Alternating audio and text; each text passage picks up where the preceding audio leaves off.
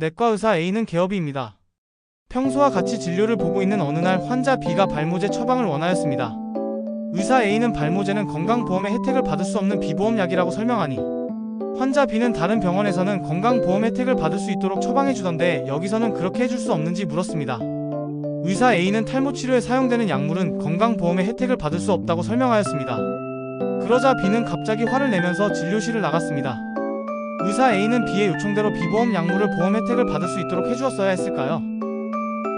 우리나라의 국민건강보험은 법에서 정한 검사와 치료에 한하여만 건강보험을 적용하고 있습니다. 병의원에서 시행되는 검사와 치료이지만 건강보험 적용 대상이 아니어서 모든 비용을 환자가 부담해야 하는 것을 비급여라고 합니다. 그렇다면 국민건강보험은 어떠한 검사나 치료에 건강보험을 적용할까요? 의학적으로 타당하고 필요하며 비용보다 혜택이 더 높다고 인정되는 항목의 경우에만 건강보험이 적용됩니다. 이에 비하여 어느 정도 도움은 되지만 건강보험 재정에 너무 많은 부담을 준다거나 아니면 단순한 피로, 권태, 주근깨, 사막이나 여드름, 탈모, 발기부전, 성형수술과 같이 미용 목적이거나 치료가 반드시 필요하지 않은 경우에는 본인이 진료비 전액을 부담해야 합니다.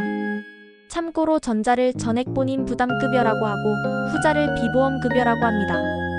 전액본인 부담급여와 비보험급여는 비슷하지만 완전히 다릅니다. 예를 들어 전액본인 부담급여인 경우 진찰료는 건강보험의 혜택을 받습니다. 또한 비급여 약물을 처방받았다고 하더라도 약국에 지불하는 조제료는 건강보험 혜택을 받을 수 있습니다. 실손의료보험에 가입되어 있다면 본인이 지불한 의료비를 환급받을 수 있습니다.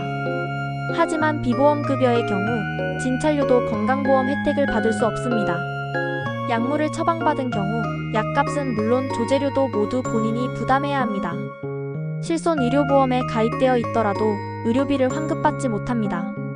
참고로 비급여에는 임의비급여라는 것이 있습니다. 임의비급여란 건강보험 급여가 되는 항목임에도 불구하고 의사 혹은 병원이 임의로 비급여로 지정하고 환자에게 검사 및 치료비 전액을 받는 것으로 원칙적으로 불법적인 행위에 해당합니다. 임의비급여의 경우 진찰료나 조제료는 건강보험의 혜택을 받을 수 있지만 실손보험에서 의료비 환급을 받을 수 없습니다. 여기서 사례와 같이 한 약물이 여러 질환에 함께 사용되는 소위 이중용도인 경우가 문제가 됩니다. 일반적으로 한 종류의 약물은 한 가지 질병의 치료에 사용됩니다. 예를 들어 고혈압 약물은 혈압을 낮추는 데 사용됩니다. 당뇨약은 혈당을 낮추는 데 사용됩니다. 하지만 그렇지 않은 경우가 있습니다. 예를 들어 아스피린은 해열진 통제로 사용되지만 혈액이 응고하는 것을 막는 피를 묽게 하는 용도로 사용되기도 합니다. 당뇨약은 원래 혈당을 낮추는 데 사용되는데 최근에 개발된 당뇨약은 심부전을 치료하는 데에도 사용됩니다. 이렇게 이중효과가 있는 약물을 사용할 때 대부분은 크게 문제되지 않습니다. 이러한 질병들 역시 건강보험 급여를 받을 수 있기 때문입니다. 임상에서 가장 문제가 되는 경우는 한 약물이 보험급여와 비보험급여로 동시에 사용되는 경우입니다. 가장 대표적인 것이 5알파 환원효소 저해제라는 약물입니다. 이 약물은 전립선 비대증 치료에 사용되면서 동시에 탈모약으로도 사용이 되는데 전립선 비대증 치료에 사용되는 경우에는 건강보험 혜택을 받을 수 있지만 탈모에 사용되는 경우 건강보험 혜택을 받을 수 없습니다. GLP-1이라는 약도 마찬가지입니다. 이 약은 당뇨병 치료제로 사용되면서 동시에 비만 치료제로도 사용됩니다. 마찬가지로 이 약물을 당뇨병에 사용하는 경우에는 건강보험의 혜택을 받을 수 있지만 비만 치료제로 사용되는 경우에는 건강보험의 혜택을 받을 수 없습니다.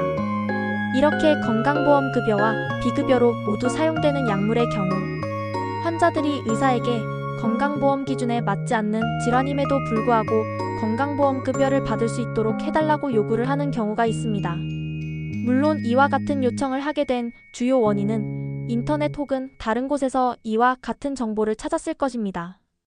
혹은 이전 의사로부터 건강보험의 혜택을 받을 수 있도록 해주겠다고 제안을 받아서 알았을 수도 있습니다. 그렇다면 환자의 이러한 요구에 의사는 어떻게 해야 할까요?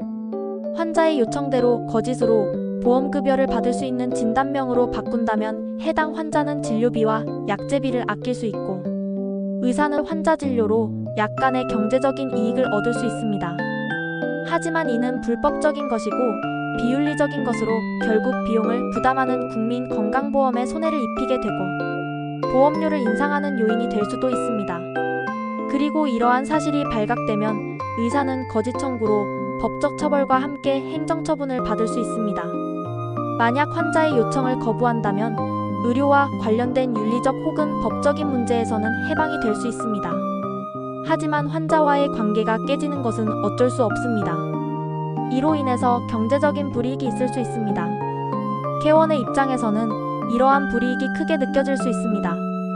당신이 이와 같은 요구를 하는 환자를 만나면 어떻게 하시겠습니까? 당신의 생각이나 의견을 댓글로 남겨주세요.